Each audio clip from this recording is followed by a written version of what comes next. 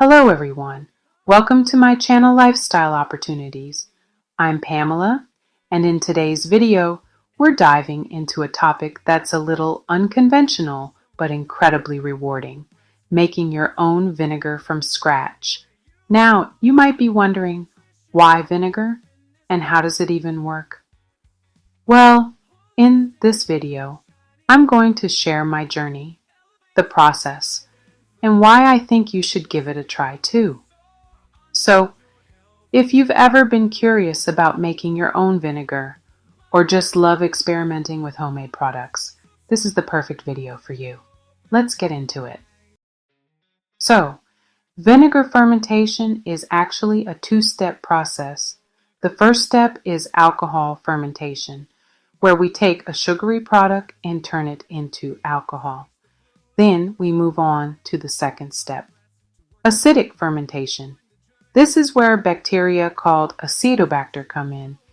They convert the alcohol into acetic acid, which gives vinegar its distinctive sour taste. And here's the key. The Acetobacter needs oxygen to thrive, and it's happiest when the alcohol level is around 6 to 12%. So, you don't just want any old alcohol. This bacteria needs the right environment to do its magic. And this is where I got a little creative. I decided to use fruit, specifically dried fruit, because it's packed with natural sugars. And let's be honest, it's more readily available. For the alcohol fermentation, the product you choose needs to have naturally occurring sugars. Making vinegar with dried fruit is a fun and rewarding process, and it's similar to making fruit vinegar from fresh fruits. Here's a step-by-step guide. Ingredients and materials. Dried fruit. Choose your favorite, such as raisins, apricots, apples, or figs. Water sugar. About 1 cup per 1 liter of water, depending on sweetness of fruit. Vinegar mother. You can use a store-bought raw vinegar like apple cider vinegar with the mother, or you can try to create your own vinegar mother. Jar or container, preferably glass. Cheesecloth or a clean cloth to cover the jar. Rubber band or string to secure the cloth. Instructions. Prepare the dried fruit. If you're using larger dried fruits, such as apricots or figs, chop them into smaller pieces. For dried fruit like raisins, you can use them whole. Create fruit. Steep. In a large, clean jar or container, add about 1 to 2 cups of dried fruit. Pour in about 1 liter, 4 cups, of water to cover the fruit. Add about 1 cup of sugar. Adjust based on sweetness preferences. To help the fermentation process, stir until the sugar is dissolved. Let the mixture ferment. Cover the jar with a clean cloth or cheesecloth, secured with a rubber band or string. Place the jar in a warm, dark place, around 60-80 Fahrenheit or 15-27 Celsius, for 1 to 2 weeks. During this period, the natural sugars in the fruit will ferment, and you'll start to notice bubbles or slight fizzing. Strain the liquid. After 1-2 weeks, strain out the fruit solids, leaving only the liquid. You can use a fine mesh sieve or cheesecloth for this step. The liquid is now a kind of fruit wine. Add a vinegar mother.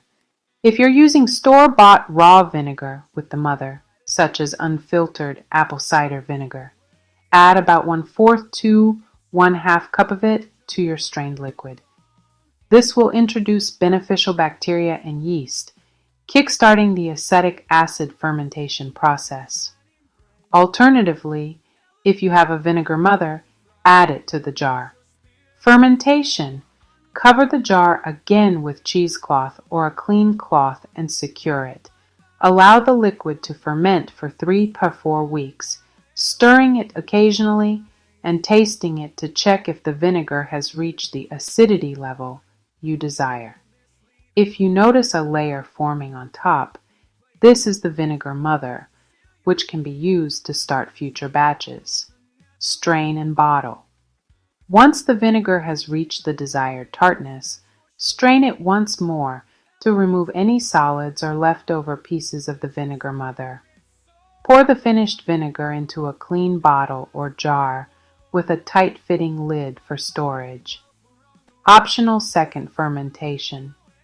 If you'd like a stronger flavor, you can let the vinegar ferment for longer, up to 6 to 8 weeks. Just be sure to store it in a cool, dark place and check the flavor regularly. Tips. The type of dried fruit you use will influence the flavor of the vinegar, so feel free to experiment with different kinds. If you don't have a vinegar mother, a store-bought raw vinegar can work well as a starter. Be patient during the fermentation process, as the longer it ferments, the stronger the vinegar flavor will become. Enjoy your homemade fruit vinegar, which you can use for cooking, salads, or as a tangy addition to various recipes. Dried fruit actually worked better than fresh fruit in my experiments. You see, dried fruit has a higher sugar concentration, and it's much easier to store for longer periods. Plus, you're not limited by what's in season. Once I jarred my mixture, I allowed it to ferment. The best part is, just like wine, vinegar ages and improves over time. After the alcohol fermentation, it's time to let the Acidobacter do its job. As the bacteria consume the alcohol, they turn it into acetic acid, and that's where you get the vinegar's signature sour taste. This process takes about 30 to 60 days, so it's a bit of a waiting game, but it's totally worth it. When making vinegar at home, especially with dried fruit, there are a few important cautions to keep in mind to ensure safety, proper fermentation, and the best results. 1. Cleanliness is key. Sanitize equipment. Ensure that all containers, jars, utensils, and any surfaces that come into contact with the vinegar are thoroughly clean. This helps prevent contamination by harmful bacteria or mold. Avoid plastic. Use glass or wooden containers for fermentation. Plastic can harbor bacteria and affect the flavor. Temperature control. Fermentation should occur at a stable, warm temperature, 60 to 80 degrees Celsius or 15 to 27 degrees Celsius. Too much heat can kill the beneficial bacteria, while too little heat can slow the fermentation process. While fermentation needs warmth, direct sunlight can lead to spoilage or encourage unwanted microorganisms. Store the jar in a dark, cool place, like a cupboard or pantry. Signs of mold.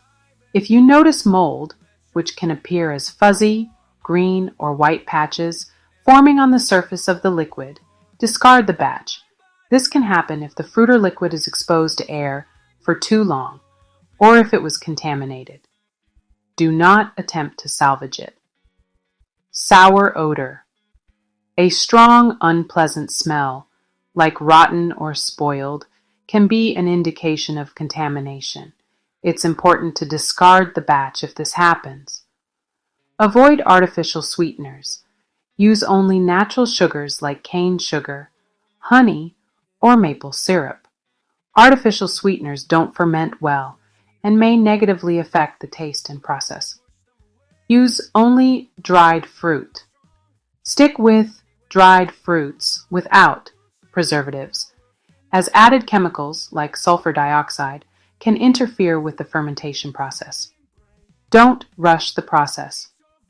Fermentation takes time, generally 1 to 2 weeks for the first stage, and 3 to 4 weeks for the second stage. Rushing it by trying to bottle early can result in a poor flavor or weak acidity. Taste regularly. Always taste the vinegar every week to ensure it's fermenting properly.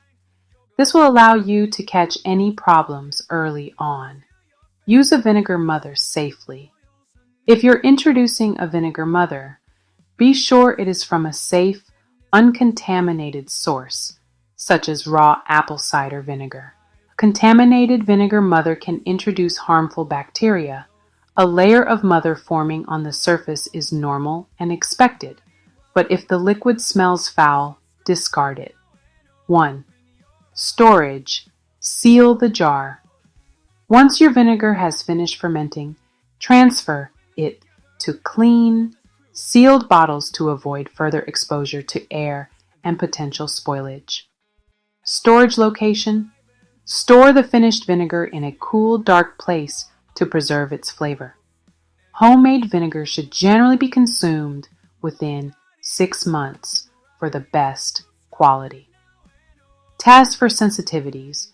If you're using a variety of dried fruit or other ingredients, be aware of any potential allergies.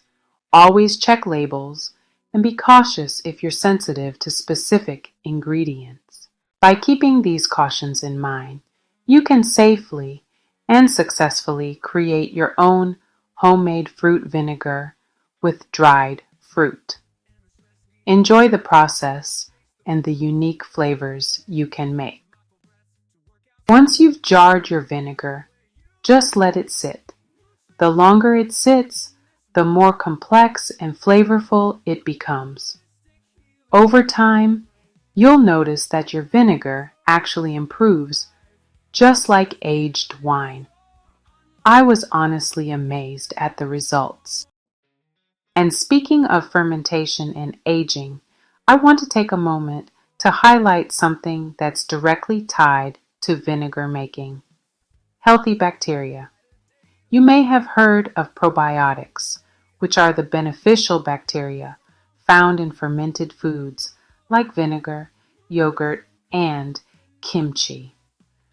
Let me share some amazing health benefits of these healthy bacteria, which can have a huge impact on your overall well-being. Healthy bacteria, or probiotics, play a crucial role in maintaining a balanced and healthy body. Healthy bacteria help break down food and absorb nutrients more efficiently. They also assist in fermenting fiber, which produces beneficial substances like short-chain fatty acids that nourish the cells of the gut lining. This reduces the risk of digestive issues like bloating, constipation, and diarrhea. Boosted immune system. Did you know that about 70 to 80% of your immune system resides in your gut? Healthy bacteria help regulate your immune system by stimulating immune cells and boosting your body's defense against infections. They also promote the production of antibodies that fight off harmful pathogens. Mental health support. The gut and brain are closely connected, and a healthy gut microbiome can positively impact mental health. Beneficial bacteria in the gut produce neurotransmitters like serotonin, which plays a key role in mood regulation.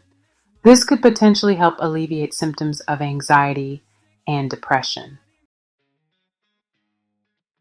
Better immune response to infections. Probiotics can help outcompete harmful microorganisms, preventing them from causing infections or inflammation in the gut. They play a role in defending against pathogens like Salmonella and E. coli. Enhanced nutrient absorption. Probiotics help break down food, allowing your body to absorb essential nutrients, vitamins, and minerals more efficiently, which can improve your overall nutrition. Reduced inflammation. Healthy bacteria can help reduce inflammation in the body, which is especially beneficial for those suffering from conditions like Crohn's disease or ulcerative colitis. Support for healthy skin. A balanced gut microbiome can help reduce skin inflammation and improve conditions like acne, eczema, and rosacea.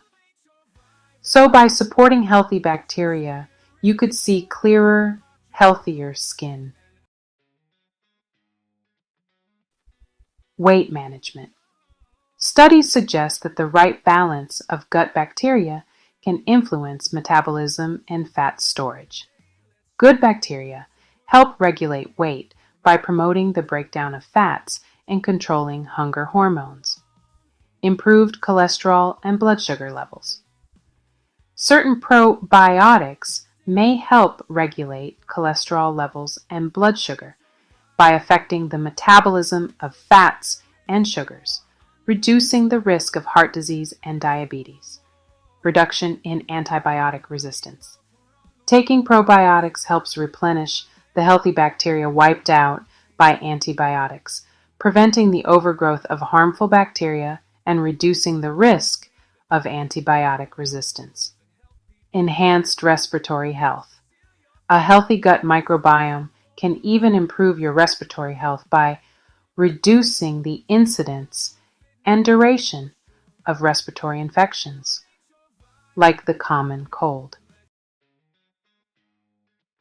So, if you're looking to improve your health in all these areas, incorporating fermented foods like yogurt, kefir, sauerkraut, kimchi, and, yes, vinegar, into your diet is a great way to support your gut and overall well-being.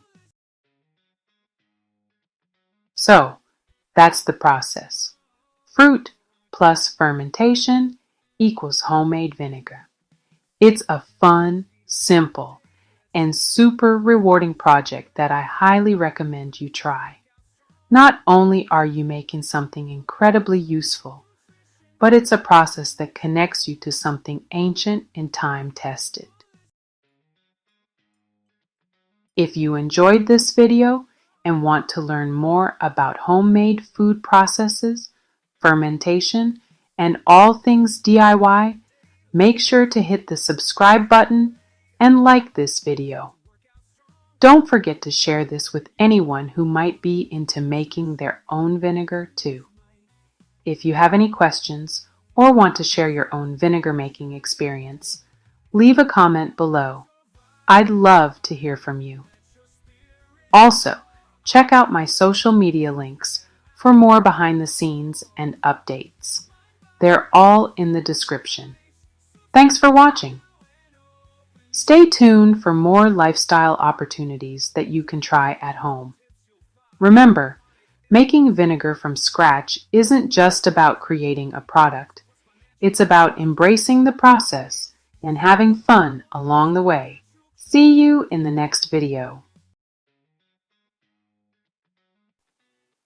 Disclaimer: I am not a doctor or a financial advisor.